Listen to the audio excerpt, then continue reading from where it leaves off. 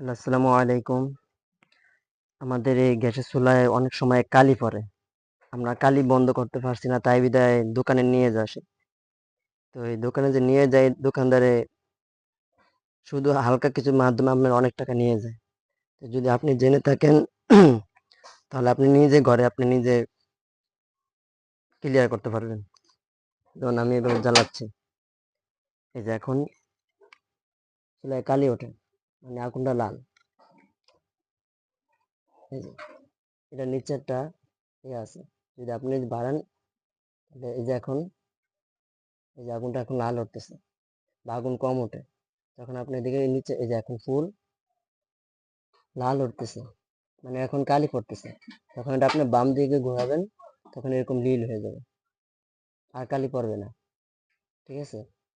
তো এরকম বাসা আপনি পদ্ধতি যদি জানেন, অবশ্যই এই কালিটা আপনি নিজে বন্ধ করতে পারবেন। তো বাটনটা হলো, আমি আপনাকে দেখা দিচ্ছি।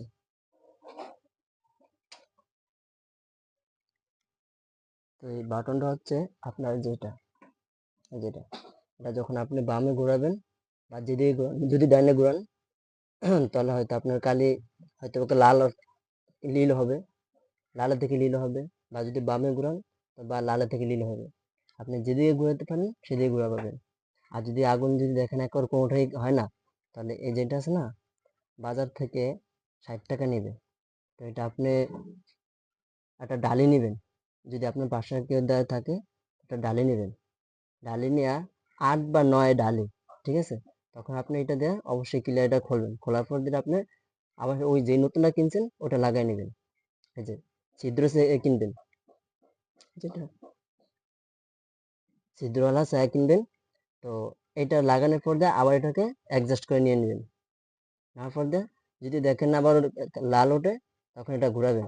এই যে এটা যদি ঘুরান, এটা ঘুরানোর মাধ্যমে আপনার আগুন লাল বা নীল হবে।